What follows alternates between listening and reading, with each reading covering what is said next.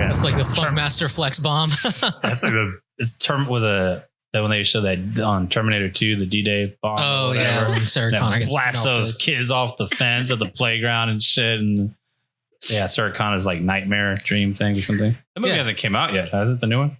Not the new one. Obviously, Terminator 2 came out in the 90s. At this point. Yeah. But this is supposed to be after. Like this is supposed to be like if 1 existed, 2 existed, and then now this is the new third one. Oh, cool. So I think. I like that. The continuity apparently is like all fucked up. And it's like, I don't know. It's just weird. Like basically, I think the last movie undid everything after 2. Oh, yeah. And then this new one is now a continuation of this new timeline they've created or something. Okay. I don't know. It's wild because it's I don't know. It's one of those things. I think I remember asking some people like, hey, are people really that invested in the timeline lore or whatever? And I think most of the fans are like, no, they just kind of want to see Terminator shit, you know? So yeah, but I don't mind it if they just say, you know, watch it, but know this. Kind of like Jurassic Park, whatever. Yes. It's like, watch this new one, but know that the second one and the third one don't exist. Count. Yeah. So that's like, all right, cool. I get it. But don't try to like. I guess it's the new thing now because the new Halloween is basically like, the only Halloween that is a true Halloween now is the one that's in the first one, basically. Yeah. And then I know with, this has been like a big thing with the Star Wars nerds where like we've got this new trilogy and this expanded trilogies or whatever series they're doing now. And, you know, we've got this expanded universe that's been notoriously around forever. If you were like a hardcore Star Wars nerd growing up in the 90s or the 2000s, outside of the movies and stuff, like including the books, the books and the expanded universe. Episode 6 or whatever. So it's all like, the expanded, what we want. Yeah, the expanded universe is basically like the comics, the books, you know, anything else. That's all. But now Disney is not basically like, oh, none of that's canon. So yeah, but the worst part about it, and we're going to talk about this one day, and not trying to get too far into it because I'm real passionate about it, is they just steal shit from those books and from those comics. They twist them all around and they ruin them so they will never get to see those things because they already ruined it and fucked it over because they took the good creative writing and turned it into their own thing. And we call those episodes 7, 8, and 9. No, I'm joking. 9. But anyways, that's kind of what it's like. Oh man, you're robbing everything. Now we'll never get to see that. Or they take characters. You know what I mean? And then they're like, oh, that's not this guy though. So they're cherry picking. Yeah. It's kind of a trap. That's a whole nother thing. That's a whole nother thing. But this is Threequel Club. I'm Leroy. I'm Eleanor. And I'm Bad Barry. So we're talking about the third part of a movie in a series, usually in a non-intentional series. Sometimes it is. Which is your favorite or your worst? Or they made a third one? Yeah, exactly. Or is that straight to... I saw that on the shelf at Blockbuster when I was a kid. Or the HB or Hollywood Video. Hollywood Video, dude. Or when it was before Hollywood Video, it was like the HB little thing Video inside Central, Video Central before. Dude, as long as you could buy pickles, big old pickles in a jar.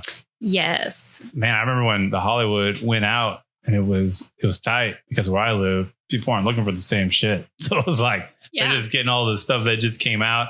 It was already where everything was like $1 by then. Yep. And I just went straight to the foreign film thing and I just went and grabbed like 30 of them at one time and just took them straight to the front. It was like all this like Dario Argento stuff. And that's awesome. All the cool Korean shit. And it was It is funny how like stuff like that would get through the cracks. Like I know Albertsons back when they rented videos, which I mean, Albertsons even still around anymore. I don't know. We were just talking about that this morning that, you know, they've been turning the one that we used to have in our town. Yeah. And like, it's like a House of Gains, like gym and shit now, dude. But like now, like Albertsons, it was just, I think back to some of the weirdest stuff I saw as a kid growing up. And it's like, yeah, it came from a lot of those places because they were technically kind of mom and poppy little things in grocery stores. And it was just like whatever was the cheapest probably thing they could buy just to rent, they had available. Or just like whatever the 18, 19-year-old manager at the time wanted to see. He was like, okay, we got the blockbusters. Now let's get the good shit. Yeah. It's like, but yeah, so the Threequel Club. Today we're going to be talking about Child's Play 3, 1991's Child's Play 3. Yes. Written by Don Mancini, so right over from the first two, and then directed by Jack Bender. I don't even recognize that name at all. But it's got all your favorites. Jack Dorff, of course, still playing Chucky. That's pretty much all he's known for, I think. I tried looking up his IMDb and it's like, random shit. And I think it was an episode of Murder, She Wrote and an episode of, what was that? The Crypt Keeper show. Oh, Tales from the Crypt. Yeah. So it was just like, okay, this guy doesn't do much other than Chucky. And that's cool. Like, hey, that's your thing. What's crazy is like, if you look back at Tales from the Crypt now, it seems like a jumping off point for a lot of actors. You know what I mean? Yes. Oh, yeah. Except that's true. for him. Yeah. Looking back, it's like, got like, I don't know, his like names like that, but like Johnny Billy Depp, Zane. like people and shit like that. Well, that's the movie. The show. Oh, was it the movie? Yeah, but that is one of my favorite movies. Was it Devil's Night or whatever? Yeah. Man, Devil's Night goes hard. Yes. He's a badass devil dude. Poor Billy Zane though. He's not not been doing a whole lot of good stuff. No. Yeah. Most of the stuff that it looks like this Jack Bender guy's directed has mostly been TV. A few episodes of Ally McBeal and The Sopranos, things like that. The guy who does Chucky's voice? No, the director of Jack Bender. I was like, that's a lot better than I thought he was. Yeah, he's Sopranos? Damn. He did I thought you meant the Ally McBeal, and I was like, oh. Oh, no. He's got the whole collection. I was just trying to imagine, like, the Chucky's character on The Sopranos or whatever, like being a gangster. Oh, he apparently directed The Midnight Hour, the made-for-TV movie from Canada with LeVar Burton. Hold on, I got to pull up, because this is I feel like this is one of those movies that people should see. Yes. Because it's such a fun Halloween movie. I've never seen it, I don't think. Yeah, because it was made for TV. It literally came out on TV only. But I think it was popular enough that they made it. I don't know if maybe at some point they would put out made for TV movies on actual tape for people to watch. But it's super fun. Like, I think it's one of my favorite Halloween time movies. Yeah. I think it's isn't the lady is like descended from a local witch or something, right? Mm-hmm. And some zany stuff happens on Halloween with that and her becoming a witch. You said it's the same director that did that? Same director, yeah. I just saw that. I saw that on IMDb. It's a good time. I'm about to check it out. Yeah. See if it's on Tubi. Yes. But that said, so here we are, Child's Play 3. I'm going to quickly sum up Child's Play 1 and 2 as best as I can. And this should be interesting because I think most people our age at least, or maybe a little younger even, or older, have seen 1 at least, maybe 2. And then we'll find out about 3 in a second. I think they've seen it. But they don't remember which one they saw. That's true too. Because I know for sure easy to do. We had a pre-conversation. You were like, I remember this stuff and this stuff. And you were like thinking it was 2. And I was like, no, dude, that was 3. Yeah. But so Child's Play 1, we've got, hold on, let me pull up the summary because I can't remember his name now for the life of me. Charles Lee Ray. Charles Lee Ray. No. The Lakeshore Strangler. The Lakeshore Strangler, Charles Lee Ray, which the thing is like comes up in the first and second one, but never mentioned in the third one. I think it's barely mentioned in the second one still. Lakeshore Strangler, Charles Lee Ray on the run for the police at the beginning of the first film. I kind of like this because it's like basically 5 minutes in the movie, he's trying to possess his soul into a doll already. And you're like, off the riff, you're just going to do like doll possession with voodoo. That's great. So he's trying to, he's basically on the run from the cops. He knows he's going to get shot. Before he gets murked, puts his soul into a doll. Don't know what his plan was exactly, but I guess just to like not be dead. Gets killed. To kill Eddie. Yeah, that too. Kill Eddie. Yeah. Gets killed. His body does. His soul is in this doll. And then, of course, I guess it's inanimate for a little bit because he's just like in this doll package and stuff, whatever. Homeless guy finds it because the whole store goes on fire.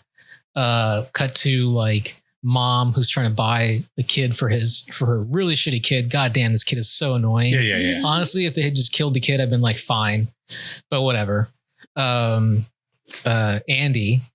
buys this doll off this homeless dude in a really sketchy scene. It's like, do you really gonna buy this off this guy? But whatever. She's a single mom, struggling, got it. Takes it, and then of course it comes out like, oh, this doll is actually possessed and like whatever. And this kid's saying this messed up stuff. Doll goes crazy and comes alive in this hilarious scene where the reveal of Chucky to the mom. He's like, she's like, say something. Add the dialogue in there, but it's like, you stupid bitch, you filthy slut. Yeah. Like, damn it, dude. And then of course it's the whole thing where like the doll's killing people, and then finds out, oh, he wants to like get back into a human body, but he can't. Finds out, oh shit, he revealed himself to Andy first before anyone else, so he's got to possess Andy, which is kind of like the catalyst that leads everything off into this whole film series. And then, of course, it fails horribly at trying to possess Andy. It gets like brutally cut up and like blown up and burnt and everything. That like last 15 minutes of that first one was great. Yes. Because it's just like, this little doll arm comes out of a vent to choke a dude, a grown man. Yeah, he dies like 3 times. He dies 3 times. And each time it's kind of like they do a pretty good job of faking you out. Like the first one, you're like, okay, it's obviously like he's alive. But the second one, I actually was like, oh shit, he's still alive. No shit. Good, duh, he's a fucking doll. How do you kill a doll? He's just like a head, isn't he? Or he's just a head. He's telling like his body like it's a whole other entity. He's like, come over here, stupid, or some shit. It's just, they just shoot his head or something. Yeah, they just go nuts with it. And the second one it takes place like almost immediately after the first one, where the company's like, oh, we had one that like a kid said was after him or something.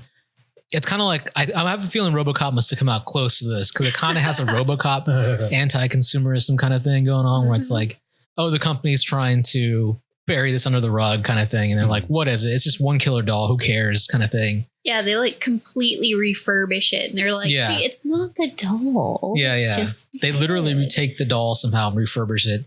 It like, anyways, becomes possessed again with the spirit of Lee Ray, who I think at this point is like, oh, I've got limited time to get back into that body or something. Is that the one where they melt it down and then they take, there's like, I just wanted to show you the one that did kill them people, reconstruct it. But they basically just that was the third one. That was the third one. Okay, we're not talking about that. Okay. Yeah, we're not there yet. So how do they do, but the second one's like that though, right? Sort of. Yeah, they're kind of like putting it together. I think the beginning of the first slap a new like face. No, the third one's they get his blood. Oh, yeah, that's right. So the second one is what I'm talking about. The second one, you're right. He's all like, let's take it and rebuild it. I want the boss man to see this thing. Yeah. Hey, this is the one that killed all them people or whatever. Look, he's all fixed up now. All right, I don't like it. Throw it away. You know what I mean? It's like, what? No, it's the 2 scientist dudes, and he. Like they build it by hand. He's like, come on, man, we don't ever build these by hand. It's gonna take a little bit. He's like, I want it by noon. They build it by hand. I want pictures of Spider-Man by noon. Yeah. And there's this like horrible accident where they both die immediately after fixing him. It's kind of like the lights go out and shit. Yeah, it's like yeah. Long story short, Andy's now adopted by some like family who, the doll somehow ends up in their possession or like close to them. And then the whole shenanigans happen. I do like the fact that they mentioned that the mom went crazy. Obviously the actor who played the mom didn't want to be back. So they're just like, oh yeah, they went crazy and something or other because they saw a killer doll. I kind of appreciate that. It's like, okay, cool. Some nice like little consequences to the thing. I'm glad they didn't just recast the mom. I feel like it kind of adds to the story a little bit. Yeah, I think she's like an actual actor, isn't she? Yeah, it's like I think they're a legit actor. Something. Yeah, I'm not gonna look it up. Yeah, but which is like a little bit sad because like they put her in an institution apparently because she like corroborates her son's story. Yeah, it's basically. Like, oh shit. Yeah, then you're like, what's up with the detective? You haven't got their back, dude? Yeah. I mean, he was there and he lived. Did the other one live? The partner that was like not believing. Yeah, he lived. Yeah, so they're all like, oh, yeah, I ain't like, dealing with this. I'm trying to keep my job, dude. He's like, whatever. Hey, thin blue line. Yeah, whatever. So the I guess what would this person be, like the stepsister, adopted stepsister character? It's like a really weird ambiguous relationship where it's like, why would they give a shit about Andy? But I guess it's like a killer doll. Okay, fair. They end up in a toy factory where like Chucky's coming after them. Gets killed in the factory, and this great scene where he gets like partially melted and all these other arms and shit attached to him in acid. Like this is like, that's like the highlight of the second movie is like the whole long factory scene where it's just like Chucky chasing them in all this super dangerous equipment and them like trying to kill Chucky and all this super dangerous equipment. It's a Chucky factory. So there's all these other Chucky dolls everywhere. It's fun. Yeah, it's great. And of course gets killed and gets his head blown up with pressured air. And that's like after he gets like melted into like a little scooter thing and shit with a knife hand that so he's like a crazy cyborg, like ghetto cyborg thing or whatever, like a Kit Bash toy. It's just like totally like great. It's awesome. So that's the end of 2. So now we're at 3.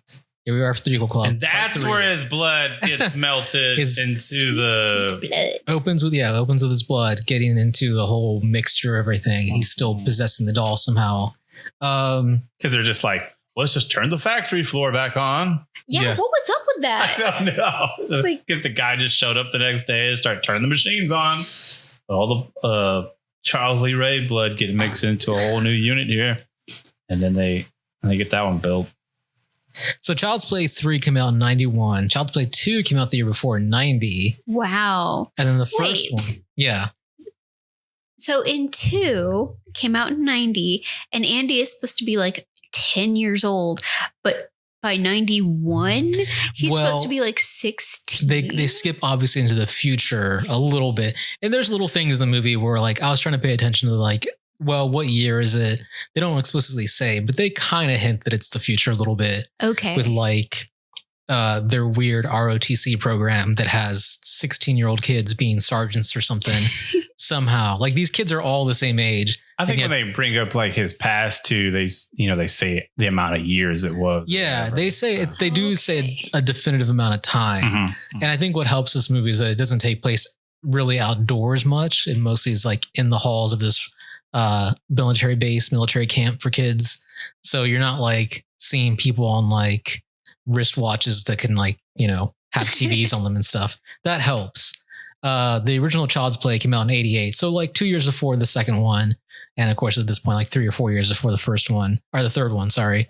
So they kind of pumped these out pretty quick, I would say, especially when we think about like Scream, where it was like 1, 2, a couple of years later, we get 3. And then Ghoulies, where you've got 1, like almost like, well, actually, those came out pretty quick. What am I saying? But it kind of shows with those. I think with this one, because it's like a bigger budget franchise, kind of almost on the same level as Scream. Not as big, obviously, but I think over time has become as big. They kind of put these out fairly quickly with fairly big budgets. Yeah. So let's go over the synopsis from the beginning. Okay, with 3. Yeah. Let's see. We got 3. Starts out again with, as Barry said, blood ends up in the mixture. For some reason, the factory is like back on. We're back on the menu. Who knows why? I guess they're just like a couple of kids died. Who cares? It's really just the same as the second one. They don't purposely build him again. Yeah, they don't. So they crazy don't. About the second. They purposely build him. The third one is like they accidentally put together his pieces again. Yeah. Basically just his blood. Yeah. His blood means a lot, I guess. So whatever. We're just going to put it back in the doll. So yeah, they restart the factory that's been like at the beginning of the movie covered in dust and spider webs and stuff. Start making toys again. I think it's in Chicago or something. It feels like a big kind of metropolitan, slightly futuristic city. Again, they don't like lean into the future thing really hard. And this guy like who has toys or something, he's a big toy manufacturer, gets the Chucky doll back. I can't exactly remember why. I think he's the CEO of the toy company. Yeah, exactly. So he's like this bigwig that's like pretty evil. Like I think I remember there's this board meeting and people are like, wait, but children died. Should we be more sensitive? And he's like, fuck it. Yeah. Who cares? More or less. I want 18,000 units outside tomorrow. Yeah. Pretty much. They're all like, hey, just because we're making toys again, here's the first one off the factory floor. Give me that shit. Damn it. Yeah. You're fired. Yes. He takes throws the it like one. in his trunk all fucked up. Wait, was it the second one? No, that's the third one. Third one. Yeah. This third I think it's to one, his crib. Later. I think that's later that it gets thrown into the trunk. Yeah. But the whole point is like, the first 2 definitely start out kind of the same way where it's like, why would you remake this doll? Well, profit, basically. Yeah. So just like these movies. So Chucky comes back, kills our CEO, says, don't fuck with the Chuck. Yeah. Don't fuck. That's like the first thing he says. That's the first thing he says in the movie, which doesn't make sense in the context of the scene, but whatever. It's funny. He's like, who's Chuck? Why am I dying for whoever Chuck is? Yeah. And wouldn't he say, don't fuck with Lee? or Ray, or wouldn't he call himself by his own name? No, he's all in the Chucky thing. He's all into they Chucky. say that He's later. sold. He's bought into Chucky. Yeah, because later in the thing, like I don't even know why he even told the dude his name was Charles Lee Ray, because he keeps calling him Charles. He's like, don't call me that. Call me. Yeah. And it's like, dude, why would you tell him that? If you don't want a kid to repeat something, don't tell a kid. Yeah. So say Chucky, dude. We cut to Andy is now, again, an kind of ROTC kid. He's basically at the military camp now because, whatever messed up stuff happened to him and dealing with his adopted foster families and what have you. So he's kind of like on the cusp of becoming an adult and being on his own kind of thing. In this weird military base, again, where I said earlier, it's all the kids are the same age, but somehow some of them are sergeants or something. Doesn't make quite any sense, but whatever. It's obviously a military industrial complex commentary, what have you kind of thing going on. So Andy's on this base, whatever, trying to get his life back to normal. Seems like an okay kid for someone who I was annoyed with at the beginning. At this point, I'm like, okay, he's an all right kid. He's trying to get his life together. His tragedy shaped him. Exactly. He's matured, whatever. Introduced to our side characters. One of my favorite characters, not the evil sergeant kid, but the young female identifying other private who's like, what was her name again? Do you remember what I'm talking about? She stands up for Andy in the beginning of the movie. She's like the badass of she's the badass, of the whole movie. Again, commentary because it's women in the military. It was a big thing at the time. She's like the only one that stands up to old dude. Yeah, she does all her push-ups. She's stronger than all of them. And I think she even is the one that shoots him or teaches him how to use his firearm and stuff like that and all that. So favorite character just because okay, they made this character just badass just for the sake of, I mean, they're trying to make a comment about the women in the military, but it's whatever. They still made a badass character. Get introduced to our side characters. Chucky ends up in the possession of this young kid who steals him from Chucky mails himself to Andy on this military base. That is a plot point that happens by finding him. Yeah. Through a computer. He kills that CEO's. He gets on the CEO's MS-DOS. Yeah. He's all like, I'll just type in Andy. Pulls out types in Andy. Goes, Andy's over here. Here's a picture for him. Here's his address. It's what? Pulls out the tandem, computer machine and is like that. So, finds him that way. Thank God, there was no actual Google back then because he could have found him pretty easy. Yeah. Just pull up his phone. Anyways, mails himself. I like it because this kid finds him and rather than obviously take him to Andy, hauls off with this package because he knows it's a toy. Tyler opens it. Tyler, that's right. That's the kid's name. Tyler opens it up and then pulls out Chucky and then Chucky's like, what the fuck's going on? Who are you kind of thing. You can't tamper with federal mail.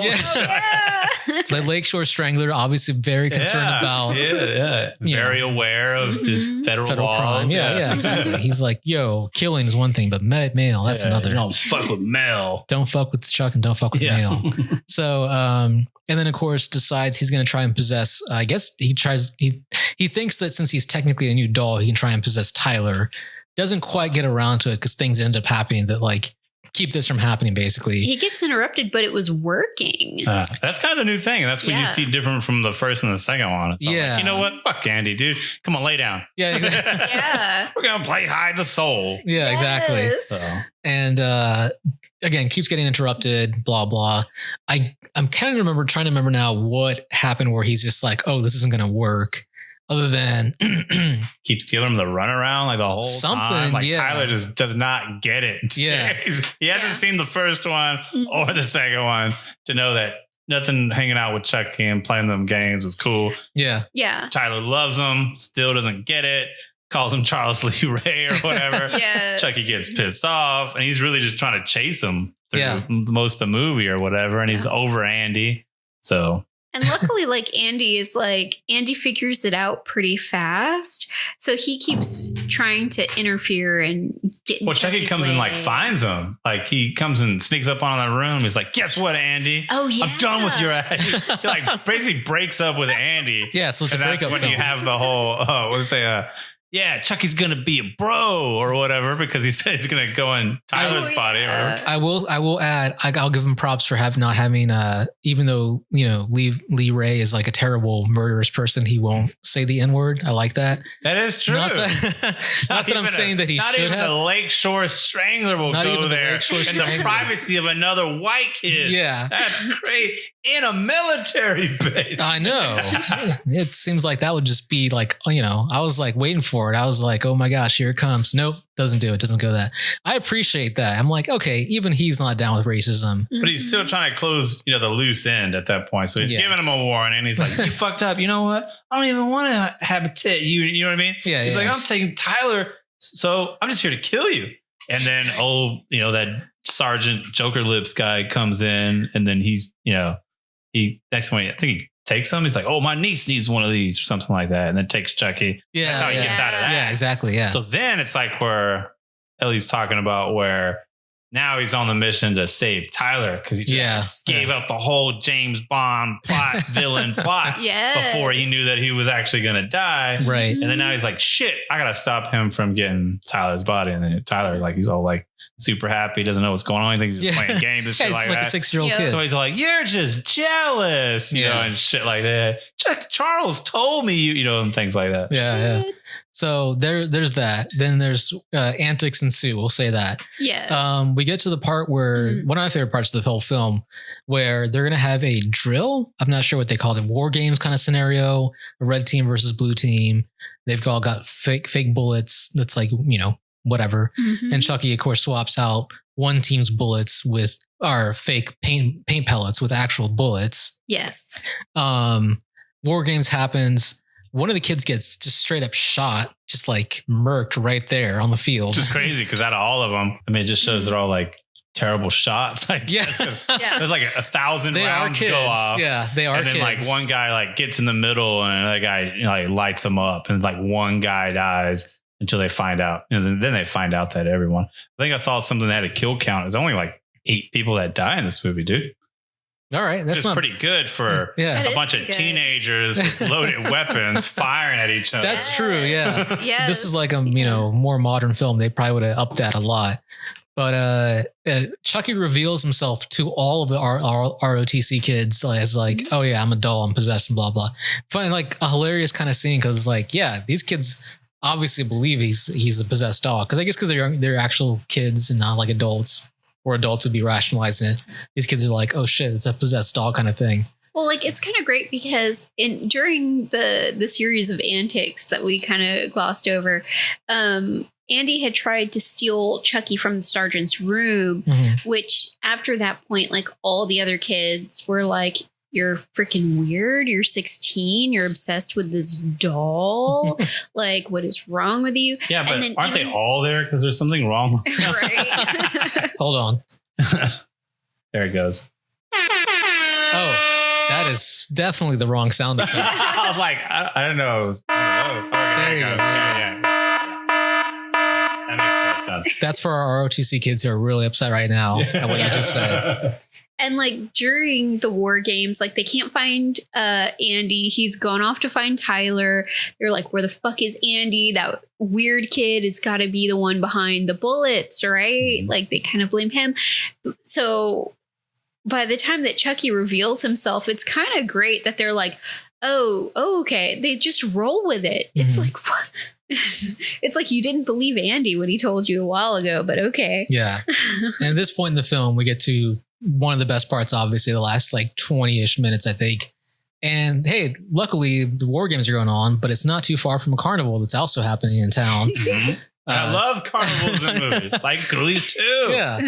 And Ghoulies, yeah. And so, Chucky ends up taking Tyler to this carnival to try and possess him there. Andy, of course, is in pursuit along with Homegirl. And they basically are trying to end up. And they got guns. She's got a gun. She's got a gun and stuff. They end up in this amazing dark ride that's looks like it costs millions of dollars to make. Oh yeah. It's got flying shit. Yeah, it's amazing. Flying stuff, just all these sections and levels and whatever. It's it's like a whole. This is a carnival dark ride. I've been in a carnival dark ride. They're never this elaborate. So this is pretty great. End up in this carnival dark ride at the edge of a cliff, trying to possess Tyler. of course, Andy's there in time to rescue our homegirl again. Mhm. Great shot. So she's able to take out, like, basically help out from as much as she can from far away. Well, And she then- gets shot. He's got a gun too. So Chucky has a gun from the security guard. That's right. Chucky also has a gun. Yeah. And that was, I think it's one of the part of the kill count there because he kills that security guard. Yeah. Mhm. I think it's the only person that dies at the carnival, really. And so he Oh. kills him, takes the gun from him. Now he's running around with the gun and Tyler. Mhm. And then a girl got a gun, but I don't know from where. Or is that, wait a minute, do they both have guns? Or she has a security guard's gun? She got shot though. Yeah, she does get shot. That's what I'm saying. Like, she can't, like, she's not there for the end. But then gives him the gun that she had. maybe that was it. Gives yeah. Andy the gun that she has. Maybe they both have guns. I don't know. Either Maybe she way. picked one up at the War Games. No, she got shot by Chucky. Oh shit. Yeah. Because Yeah. they were in like the haunted part where like, he jumped out of a coffin or something Yeah, like that yeah. and scared her. And then she got shot in the leg. And then she's all badass even then. Gets Yeah. fucking shot in the leg. It's like, I'll be all right. Yeah. Here, take the gun. Don't forget how I taught you how to shoot it, son. You know what I mean? It's all like, Yeah. he's like, okay. Like, I don't know if I could do without you, but yeah. But yeah, so anyways, long story short, we got our Tyler, Andy, and Chucky at the edge of a cliff holding on to it. Mhm. And basically, yes, Andy's able to rescue Tyler and save the day and knocks Chucky down to this. Again, this is a dark ride in the carnival, and somehow there's this 50-foot drop from this cliff in there With the to a giant 50-foot fan, that's also gigantic Yes. that like chops up Chucky. And I think as he's Yeah. falling down, he's basically like, I'll be back kind of thing or something like that. It's not even just like a fan. It's like a fan blade. It's like, Yeah. it's like wig flying everywhere and yeah. shoes, laces and shit. Yeah, exactly. Again, at the bottom of a cliff that you could easily fall down. So whatever. Dies. And that's kind of like the end of our film. And as I understand it, as the series goes on, it's like kind of the end of the Andy saga until we get to like, I think one of the newest films where they bring him back. 6 or some shit. Yeah, because the rest of the films don't. And it's follow like the Andy. actual actor from like the first two. Wow. Oh, shit. Yeah. Oh, from the first two. Yeah, that makes kind of sense. Because I think the third one His is like, age, yeah. yeah, it's a year apart in R and RL, but I think in the movie it's like a couple years or something. So Mhm. that's funny. Mhm. Anyways, so that's a summation of Child's Play 3. I know I skipped a bunch of stuff, obviously, but I was trying to summarize as best as I can. I don't know. Ellie, thoughts? Oh my gosh, my thoughts on Child's Play 3. I thought that it had a lot of fun moments, like a lot of good quotes from Chucky. I thought it was I thought it was really creative that like they found a way for him to possess somebody other than Andy because that shit was getting old. Just him trying to navigate this horrible military school was kind of interesting. But took it out of the house, Yeah. Everyone likes stuff when they take it out of the house, even when it's like a show Yeah. and they do a whole like episode where they're at a beach or something. Yeah. It's like a whole new thing. That's how this Yes. was. They took it out of, being at a house and him Mhm. trying to be with the family or something like that. You know what I mean? He's like in a whole other thing, a whole new group of victims. Yes. It's cool. It was cool. And like I think that they did end it strong with the carnival. I thought that was really good. Thought that was cool. And it is known amongst many at this point.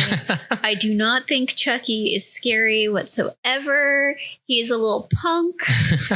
He is not So like you would just kick him across the yard. I would just kick him across the yard, put my little hand on his forehead and just hold him there, Like it's not hard to fight off Chucky unless you're Tyler. Like unless you are a very, very small child, then Chucky's not scary. Then it's even. Mhm. But I do think that the Chucky movies do a good job of making a not scary situation whatsoever very fun to watch. Like, and there is lots of like goofy, fun wisecracks from Chucky. There's always like really gross, nasty stuff that's kind of fun to watch, like when he falls into the fan blades, I think Chucky 3 rounded it out nicely. Maybe not my favorite. I think 2 is my favorite, but I think it was a good rounding out of the Andy saga. When you talk about, him not really holding up offensively.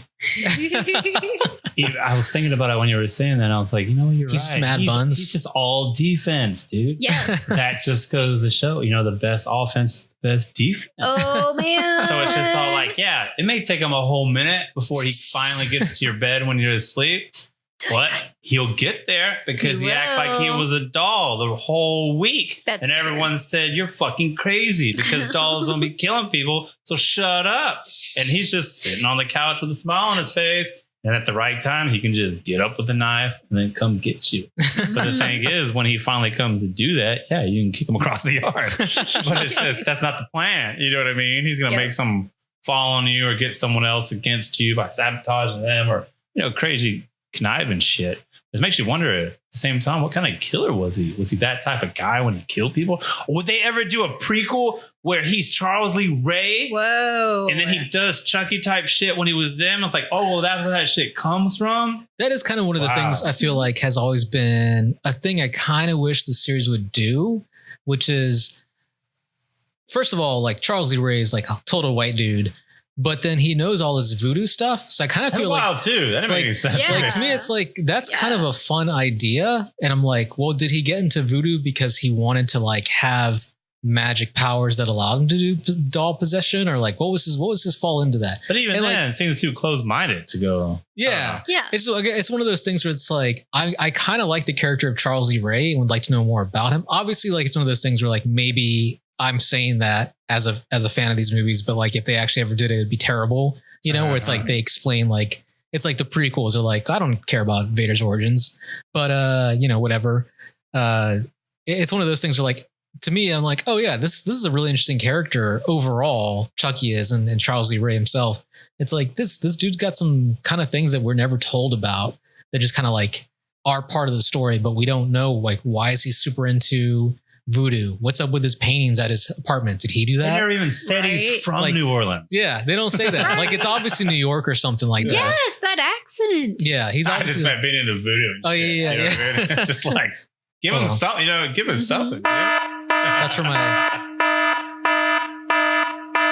That's for my New Orleans listeners.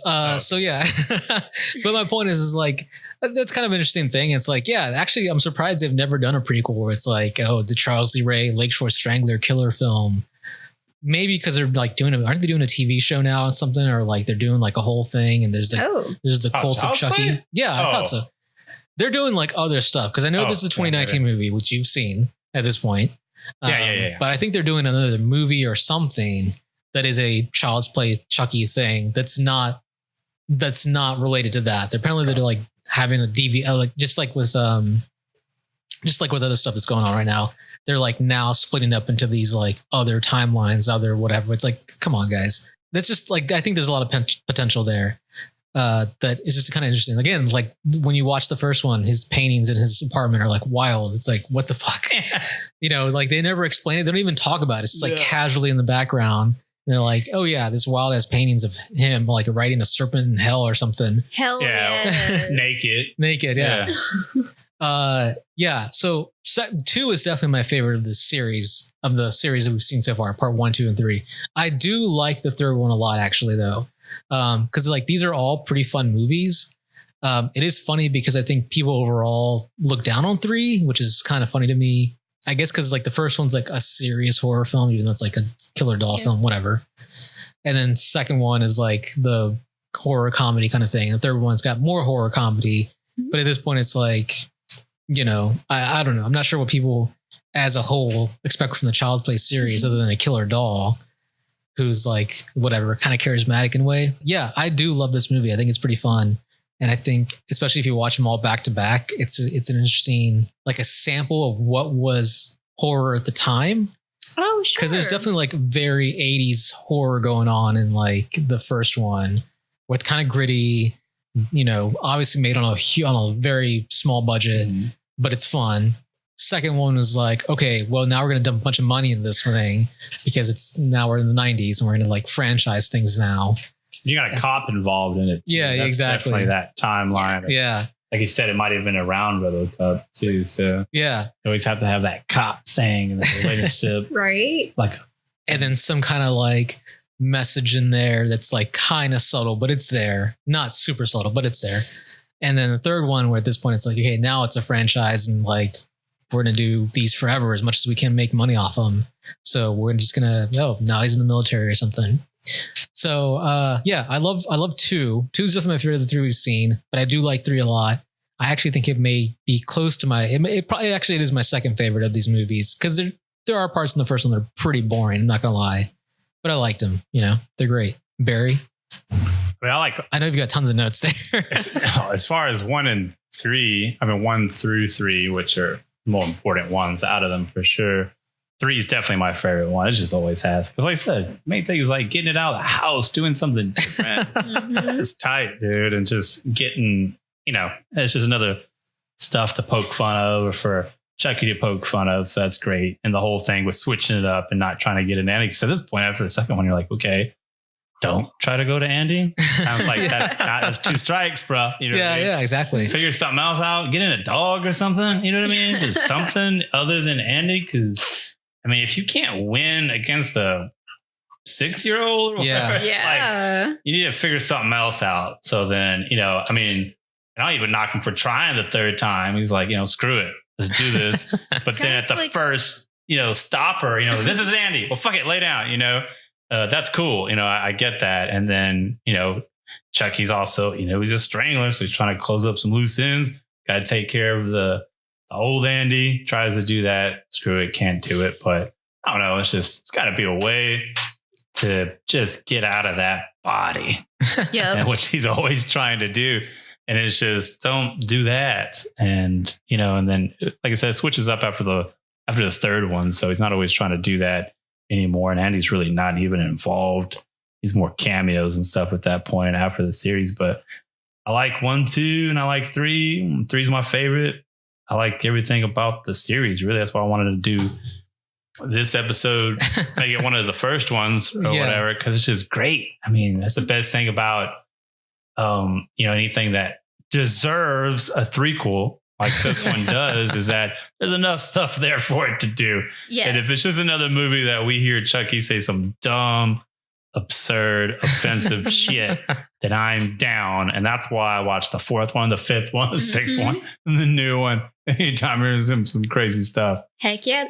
Yeah. And you're right. Like, they are just like, they are fun. They make it fun. And like, it is like fun to listen to all the crazy shit Chucky has to say. Well, here's what I find interesting, because I just looked at the Child's Play franchise as a whole. And again, it's like, so we've got the first one 88, second one 90, and then the third one 91. And I remember actually when this came out, Bride of Chucky, which didn't come out till 98. So that's like a big 6-7 year difference or something like that, or 6-year difference. So 6, whatever, 7. That just means they had something else they were making money off. Yeah, exactly. So it's interesting to me because it's like Bride of Chucky comes out. So that's 98. So like middle school, high school, later elementary for some people. But I remember it coming out and being like, okay, I'm going to check it out. I don't think I had really any thoughts about it because of the time, because I was a kid still. But then you got Seed of Chucky in 2004. So like another 6-7 years for this movie to come out. That was definitely on the downfall, the jump off of the downfall of how it all goes from there. Yeah, and that's what's so interesting, because then you got Curse of Chucky 2013. So almost a decade later, they make Curse is almost like, people don't act like that's not its own movie on its own. Yeah, that's almost like a reboot type thing. Really? But with just like a cameo thing at the end that ties it all back in together or whatever. But it's almost his own thing. I don't think he even talks like in that movie or something, or he doesn't play like Charles Lee Ray or something about that. I haven't seen that one in a long time, but it's its own movie. And then I think that's the one where you're wondering, is like, does this really tie in the other ones? Yeah. And then like Andy's at the end, you know what I mean? Like the actual one. Spoiler alert. Yeah, Andy's exactly. At the end. Yeah. And then a Cult of Chucky, which came out like about roughly 2 years ago, I think at this point. And I think that I've heard people have liked that one, but I don't know. It's been kind of mixed for the most part. And then now we've got our reboot of Chucky in 2019. So I think this has been an interesting, like, the series as a whole has almost kind of gone through the ringer of horror movies in general, where it's like you've got your origin that everyone kind of loves or becomes a cult classic in some way. Then you've got your sequels that then just go downhill. some of them pretty fast, some of them slowly. And then you've got your kind of reboot at some point in the 2000s or something, just to like dip your toe in the water, see if people actually still care about this franchise. It follows everything else that's happened. You look at those years. Yeah. That's the type of shit they're pushing out. Yeah, exactly. You know what I mean? That's the first one, that's the shit. Second one, that's the type of shit. Yeah, and yeah. then the fucking curse. That's that shit. And the bride stuff. Yeah. That's the corny ass stupid shit they were putting out. Yeah, by then they were like, okay, it's just straight up horror comedy kind of thing. By this point, we're not trying to be a real comedy. He's having babies. Yeah, exactly. Having real baby dolls. Baby dolls are having baby dolls. I don't think I've seen anything after Bride. And even then I can tell you, like, I think I mostly just watched Bride because who was it? Jennifer Tilly? Yeah. Jennifer Tilly. I was like, oh yeah, Jennifer Tilly. I love Jennifer Tilly. Why not? And she's just like in all of them after that shit. Yeah. It was like, in some not? form. Yeah. In some form. Why not? Even Jennifer in Tilly. Cult. Yeah, even in Cult. She's behind it. She's like, so I guess, I don't know if Go they ahead, use her because of that, but it's just kind of like, seems like she's a convenient character because he has, it's like his Igor or Eeyore, what are you calling that guy? Igor? Works for Frankenstein, Dr. Frankenstein? Yeah, Igor. Yeah. So he's like, Igor. Yeah. She's like the Igor of him, you know? She's like, well, he wants me to do this, so I'm going to go drive him over here. Or she's like the one shipping them. It's not in the third one, but she's like shipping them to these things. And you find out sometimes it'll just be like a cameo thing, especially in Cult. She's like the big part of them. She's finding stuff out and talking to him and driving him places and delivering them and things like that. And that's kind of where they go with that. That's where Andy kind of comes back. If you kind of had to place it, in my opinion, I'd probably say like Cult. You could do 1, 2, 3, and then Cult. Cool. Yeah. And kind of pick up where it goes, you know, and just know that there's a time gap, of course. Yeah. Because he goes from however age he is in 3, which is probably like 15. And then he jumps to like, you know, 38 or something like that in Cult. But Cult's a trip, man. I know we're really talking about that one, but that one's nuts. And I guess if he ever had any type of powers, to me, from what I can remember, is Colt would be it, because we were talking about, you know, he's not very scary because he's not working with nothing but some rubber arms and some little tiny shoes. So what the fuck is he going to do in a bad wig? It would be Colt, because they unlock or I guess he finally realized like he can do it, or he's been brushing up on his black magic or whatever all these years, but he's able to make more of him. Yeah. Oh, so he can take other Chucky dolls or whatever, or what do we call these? Good guys. Good guy dolls and but he's put in like, they don't really explain it, especially at this point, because it's definitely made for Hollywood video at this point. He's like putting pieces of his soul, or like clones of his soul inside of these other dolls. So now he's got, it makes the show cool. That's one of the cooler movies toward the end compared to the other ones after 3. Because he's putting his soul, or he's doing whatever it is. He's making more Charles Lee Ray Chucky dolls, right? Yeah. And they're all funny because they're bantering between each other. So if you really miss that, which like I said, we did, because like I said, I don't even remember him talking. And what'd you call that one? Return of? Hold on. Let me pull out the filmography again. Whatever that one was. It's Curse of Chucky. Yeah, what a curse or whatever.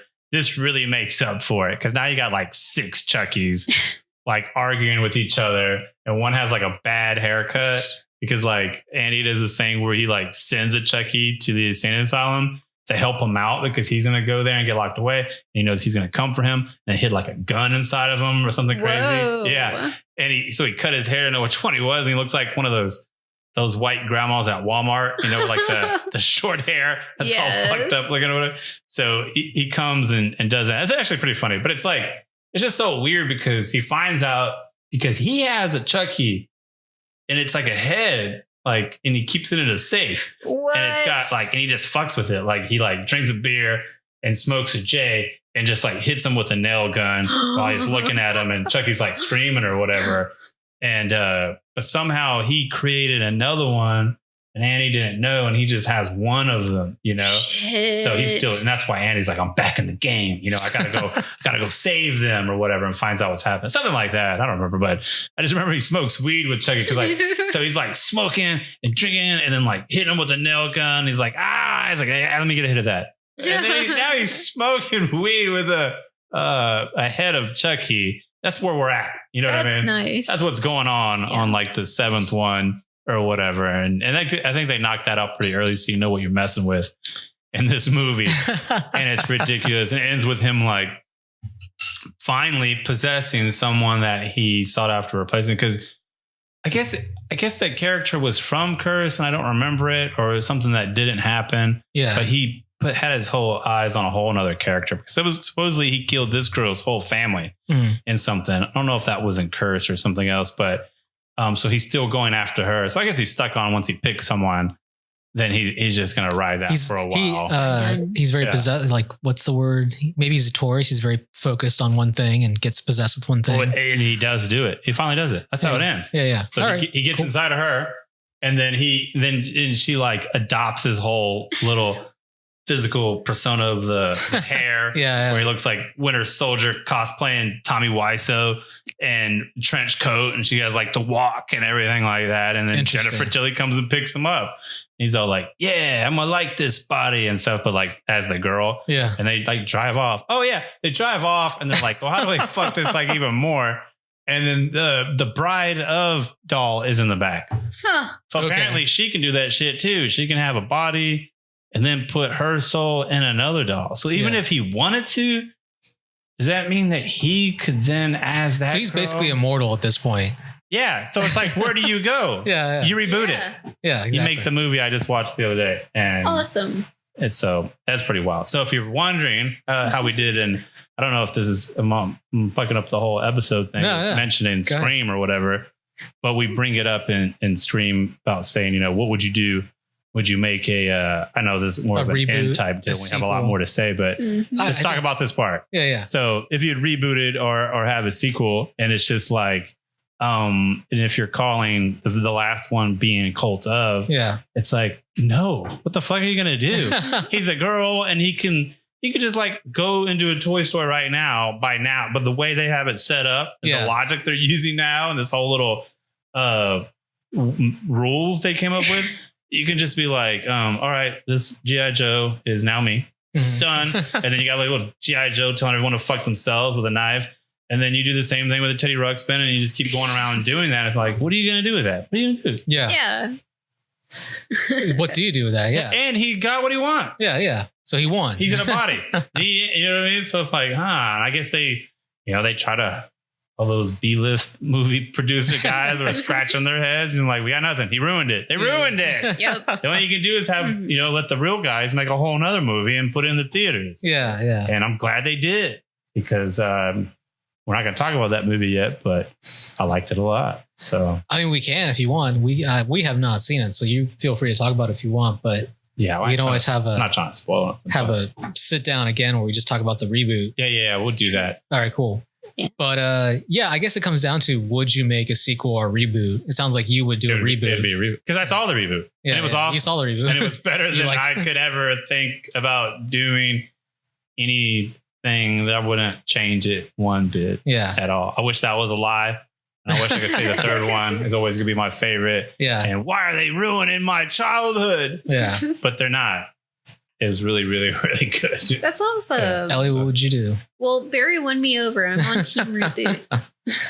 That's fair. I would probably do kind of a half and half, a soft reboot, I think was what they call it these days. The kids call it. And how does that work? So here's my approach. I would say, don't do another movie, do a TV show, and then do what we were talking about earlier, where the TV show season 1 is basically Charles E. Ray's story, him becoming the killer. Yeah, I forgot about that. I might take mine back then. Yeah, okay, fair. Shit. But just like, you could do a whole thing where like you've got 8 episodes on Netflix or something. It's like season 1, it's like Charles E. Ray, murderer, blah, blah. And then it becomes like, then you've got your crime drama. Mm-hmm. You got crime drama. Order, with a little bit of magic in there. Law and Order. Yeah. You have like hints of voodoo and stuff. Maybe as the series goes on, he becomes more into like black magic. You get crime drama with some like little bit of like black magic in there. And as it goes on, becomes, more and more intense. End your season. Season 2. They'll do that in season 2. No, just like end your season 1. End your season 1 exactly. Christmas special. Exactly. Christmas And actually it could be a Christmas. End it like where the first film takes off. And then season 2 is going to take place like after the third movie or something. We're kind of like jumps ahead, and you've like, this story. So we're not going to tell you again. We're just going to start over, and then be kind of continuation a little bit of maybe things set up in the first season and then play out in the second season. And then if depending on how it goes, you could have a third season, but a very limited TV run. I would stress that it would have to be very limited. Otherwise, people would be like, come on, like end it already. Well, out of sequel or remake or reboot or whatever we're saying, I would say reboot. Yeah. But when I mean sequel, I meant after Cult. So I would say prequel. Oh, you know what? I would do reboot, but if I could do a prequel, then hell yeah, because we're talking about that with Charles Lee Ray. Yeah, or make it back then. Just make a guy dress up like him. I think what's interesting is that we talk about. It's funny because we talk about the doll as Chucky, but the Chucky is part of the Good Guys toy line, and they never tell you what the hell else is in this toy line. Yeah, they never show you other accessories. Like, what was this whole thing? Like, Chucky is supposed to be just one doll in this series of toys, right? Well, its name is Tommy. Oh yeah, yeah. That's right. Tommy, yeah. Yeah. And it's like, where the flip is Tommy coming from? What weird kids TV show is this? Yeah. Oh, that's right. Because it's a whole TV show in the first film. Well, like, there's like a commercial that they always play. It's like, hi, I'm Tommy. Yeah. Like, that's when, that's like, they show all that when you're, I don't know if they're supposed to make you hate Andy, but like we were talking about earlier, it's all like, we already don't like him. That's what he's like. Yeah. He's fucking up the whole kitchen, burning toast and pouring cereals, like the whole damn box in there with all the milk, which actually that cereal looks like it slams, dude. Yeah. Like marshmallow guys that are like as big as, like bigger than like Lego minifigs. Like, damn, dude, that looks good. It's got like every color involved in that. Yeah. And then he goes to the TV and he's watching that little ad that Ellie's talking about. And he goes over to it like, oh shit, Charles, Charlie Ray. Tommy's on there. When he looks at it and he listens to it for a little bit, he's like, I already seen this one. And my girlfriend makes fun of me for that because she always shows me memes that I've already seen. And I'm like, already seen it. She's like, okay, Andy. Oh, damn. I'm like, calling you out. Seen it. And goes back to burning the toast while his mom's asleep. Anyways, why were we talking about that? Just him being an asshole? I'm just saying, like, there's like, I think it's interesting because. Oh, yeah, Tommy, like the background of it or whatever. It just feels like there's a lot of things in this universe that they built in the first couple of movies that they never touch on again. And from my feeling, not having seen the other films, I'll just say it, put it out there, not seeing the other films, it feels like the focus just becomes like Chucky, the doll, and Charles Lee Ray's like whole trying to possess, which is fine. Like, you've got to have like a simple thing, whatever that drives through. But it does seem like there's so much potential for like other little things they could do. I don't want to stress that, of course. I say that as someone who's like understands. You're talking about doing a sequel? Or just in this universe, this franchise in general. Yeah. With the understanding that, of course, people do get annoyed when you over-explain things. And yes, I completely agree. It's sometimes when you over-explain some stuff, it's like really obnoxious. But I think there's potential you could do things that are kind of fun. I'm not a writer, so I couldn't tell you. How about a prequel? And it's his backstory about him, being a strangler and all that. And then kind of dabbling in a little bit of voodoo. Yeah. With that old dude that he kills in the first one or whatever, something like that. Some background shit with that. Maybe he's in some cult or some weird thing, but thinks it's stupid, so he quits, but steals the book or something cool like that. You can run a whole season like that. And how about this? So think about the first one, and you brought it up. So this is all based off of just us talking here. Yeah. Is you said something about like in the first one when he's about to die, he's like, just like, I hate Eddie. I hate you. I'm gonna kill all you. I'm gonna kill Eddie's ass. I'm gonna kill your ass. And who else is he trying to kill? I have no idea. Anyways, he's trying to kill him. It's like, if anything happens, you know what? This doll, I'm gonna put my body in this doll. And it's just like so fast, right? It's like, how does that it's his first thought? You know what I mean? Before I do something like that, I gotta think real hard about it. And it has to be like a real decision that I want to do, not be a human anymore and be a tiny doll. But he does it real quick. Yeah. So how about in the prequel? He's done some shit like that before. And then he has come back, right? Because he's so sure that he could put his body inside this doll. Oh. And then just come back whenever he wants. No big deal. Like maybe Charles Lee Ray wasn't his first lifetime. Bam! Or maybe that whole Tommy Wiseau body that he's got right now isn't even him. Right. Maybe he's always jumping bodies, but it was so easy for him. Yeah. So it could be a whole show about that. Like he's chopping, he's jumping bodies. Yeah. Or he's been in other toys killing people. Or that's how he's been killing people this whole time. right? Yeah. He's a strangler. Yeah, they exactly. haven't caught him. He's so hard to catch because he's jumping bodies and jumping other inanimate objects. Oh shit! Are y'all listening? Are the writers? We got producers listening to this. This is gold, dude. You could even have him. Let's say at the end of like, we'll at some point somehow comes across another doll that he possesses, and then it turns out that doll is the Jigsaw Killer doll. No. Now you've got a doll cinematic killer universe. Now you're talking about Chucky 12, dude. I'm trying to bring it back, dude. Now you've got a back. Chucky, Colt, Child's Play, Saw, combine the franchise. Oh my Now you've got a God. killer That's doll franchise. some AVP shit. Yeah. Dude. Some Universe Predator ruining the franchise. And Jennifer Tilly possesses the Annabelle All right. doll. And now we've Producers got, don't. again, Producers don't. The Conjuring. I do not share the same Saw. views as Leroy. It's still on from my prequel Yeah. show. Just the links at the bottom. You I'm can just contact saying. my email directly. You have a killer doll cinematic universe. Anyways, okay, so I think we've talked Maybe about for a that. video game, like a Marvel vs. Capcom. There you go. Okay, Killer that would dolls be- versus killer dolls. Yeah, that would be really fun to play. Actually, that would be a Yeah. fun game. Yeah. All right, video game developers, hit me up.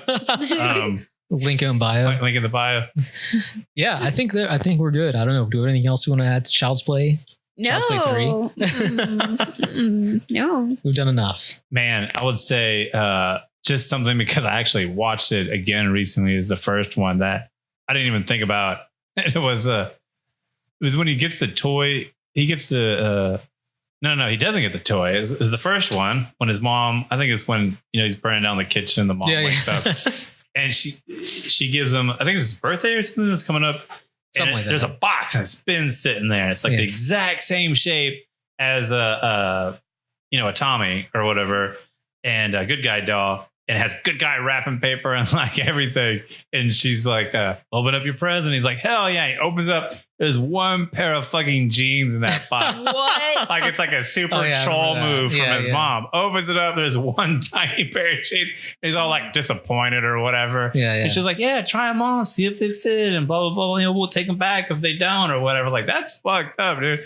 And then he That is gets fucked up. then he gets another present, and then it's like just the accessories for it. And I've got, that's like a grandma thing right Yes. there. It's like you said you wanted a good guy. It's like, what? This is just the workshop set. You know what I mean? This ain't the thing. Now I gotta get the thing. Or like it's Christmas and your parents accidentally give you that one before the actual doll. Oh, yeah, So you're that like, too. oh shit. Or you I open know it what's first, coming. and then you see the yeah. That would have been even more troll if you opened that one first. Because then he's like, that's for sure. And there's just a pair of tiny little blue dudes. Right? So I was thinking about that always. But then there's another part that I missed where, so when she does get him the good guy doll, it's wrapped up in just like some brown paper from the department store that she works at or whatever. And it's, and she doesn't unveil it until they get back to the apartment.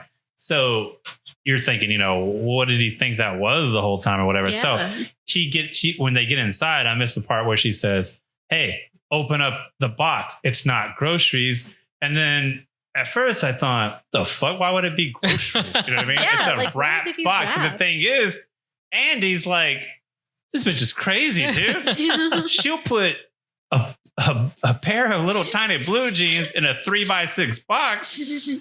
He's not surprised if there's 3 apples in that fucking slot. You know what I mean? So it's so funny because that's the way she is, that I wouldn't be any other kid with any other mom would be all like, I know what's in that box. You know what I mean? The whole way home. But with her, it's like, that seriously could be like a cantaloupe and a pack of cheese. You know what I mean? It's actually like the mom She's from crazy. Babadook. Yeah, exactly. This is like her first family. And I just hope they eventually make 2 more Babadooks. Talk about Babadook 2 and 3. Yeah. At least has to be a prequel to Babadook. That'd be interesting. Anyways, that said, I think we're good. I think we're good on Child's Play. Yeah, that's it. yeah. We'll have to come back and either attach to this one or do a different thing and talk about the we'll have a little remake like or whatever. just grab and get together and talk about the remake at some point. Heck yeah. It's like at this point funny because it's almost out of theaters, so it may be pretty soon. It'll be in the affordable theaters by the time. There you go, affordable. I like that. Affordable. Affordable theaters. Yeah, cool. All right, I think we're good.